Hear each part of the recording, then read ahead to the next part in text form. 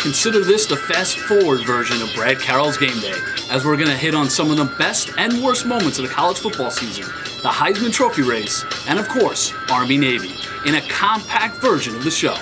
We have our picks and opinions, but please proceed with caution when listening to Craig and Anthony, as both are under 500 picking games this season.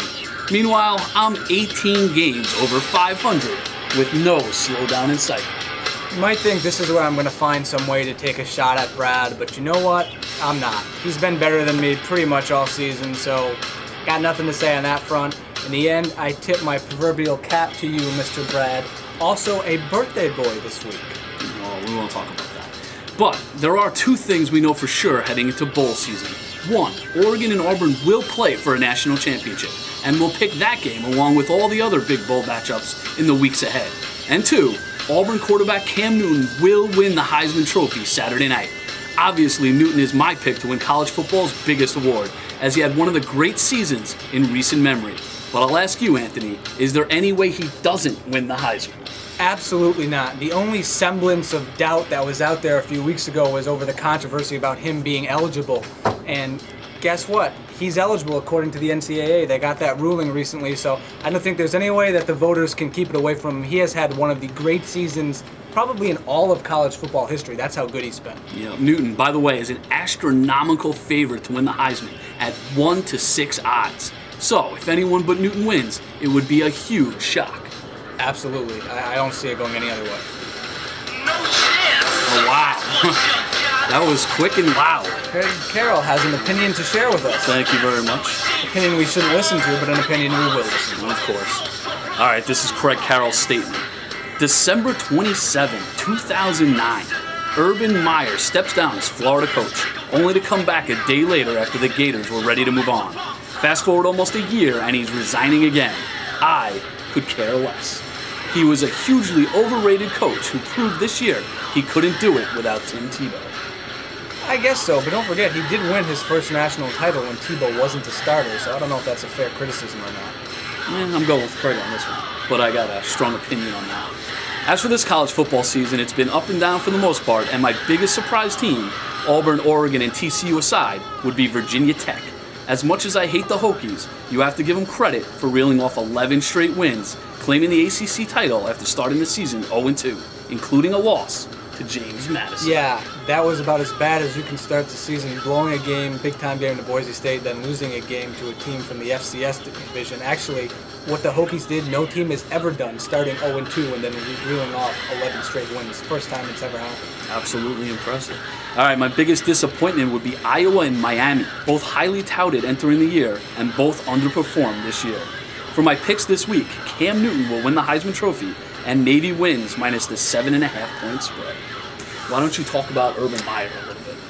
Urban Meyer, you know, I get the criticism. Whenever you walk away and you're supposed to be one of the biggest coaches in the game, people are going to criticize you, especially after last year's resign and come back the next day, which he says, you know, was a snap decision he never should have made. But I'm not going to criticize a guy for saying, and I got to take him at his word, I don't know why he's leaving. He says it's to spend more time with his family. Coaching, as we know, is a 24/7 job. All the rabid fans out there demand programs like Florida and Texas, etc., win all the time. And to do that, they've got to be on the job 24/7. And it's a thankless job. Urban Meyer probably put in just as much time as he had in the past and didn't have the results. So I'm not going to criticize him too much for deciding to leave, but I get why people criticize someone who essentially looks like they're quitting, and we don't like quitters, obviously. Yeah, Urban Meyer is quickly becoming the Brett Favre of college football. Does anyone really believe he's going to walk away from coaching for good? Of course not. The only question now is whether he returns to Florida during the spring or winds up in the NFL, perhaps with Tim Tebow in Denver. I don't think he'll end up in the NFL. I think you'll see him come back again in college football in a few more years. I doubt he'd be welcome back to Florida. That'd be a little awkward, I think.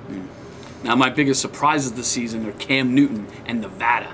Not only did Newton put together a Heisman season from out of nowhere, but he let the allegations against him and his father didn't let him take down his play. That, more than anything, was truly remarkable for a young student athlete. For Nevada, who would have ever thought they would win the WAC not Boise State. Yeah, that's a shocking development. And to go along with your Cam Newton pick, I think Auburn is the most surprising team. Yes, people thought they'd be good before the season started, but they were talking about LSU. Even though Tim Tebow had left, they were talking about Florida. They were talking about the defending national champs, Alabama. Even South Carolina got some love. You know, Auburn was kind of buried in the middle of the SEC, and here they are playing in the national championship game with dramatic win after dramatic win. Outstanding season for them. And Oregon, although they're expected to be good, you could probably say they're a fair surprise. No one had them maybe going in the national championship game after losing their starting quarterback, Jeremiah Masoli. How about a disappointment for you? You know, he talked about Iowa and Miami, you know, big-time teams, big expectations, and not living up to them. I'd go with three more teams. Florida, even though they lost a bunch, maybe too hyped because they're Florida, but they had a disappointing season. USC, even with all the turmoil out there, Lane Kiffin talks a big game. He comes out there and they kind of fizzled, not very good. You know, they couldn't have played in a bowl game, but they could have had a better season.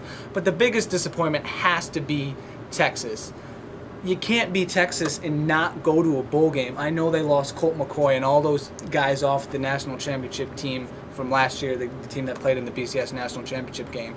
But wow, not in a bowl game. Mac Brown has some things to fix in this offseason. Yeah, Alabama has to be in that discussion for the biggest disappointment as well. With a big part of that championship returning this season, including Heisman winner Mark Ingram, the Tide probably should be playing in another BCS title game this season. 3 losses later, however, and Alabama is stuck in the Capital One Bowl. Very few could have seen that happening this season. No, I'd say they're on the list too. You can't be Alabama and Nick Saban and lose the games they lost. They lost some disappointing games, just not performing up to their abilities because they had a lot of guys back. Yeah.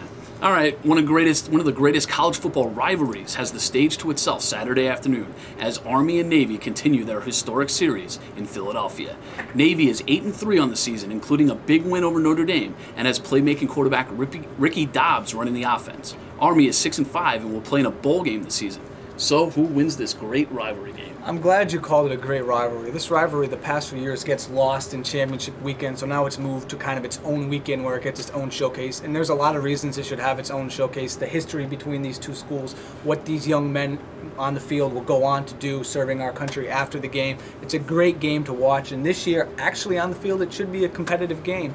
Army is going to a bowl game for the first time, I believe, since 1996. They're 6-5. Yes, Navy's going to be favored once again. They've dominated this series of late, which has given them an all-time series lead. I think 59, 49, and 7 all-time Navy leads. But you know what? Navy should win, but I'm going to go with Army. I'm going to say they pull off the upset. They've had such a great season for them for what their expectations are right now. Army 21-20. That's a big pick. You know, this game is all about the rushing attack, and Navy does it a whole lot better than Army.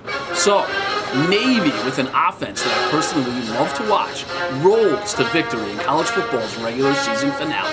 Navy 27, Army 16. With that, we wrap up another edition of Brad Carroll's Game Day. Be sure to check out the print version every Saturday in the pages of the Bristol Press and New Britain Herald on my blog at bradcarrollgameday.blogspot.com. And don't forget College Game Day Rewind exclusively on my blog. For Anthony, I'm Brad. We'll see you guys next week. And don't forget, while you're finishing up your last-minute holiday preparations, be sure to check back for all of our bowl selections.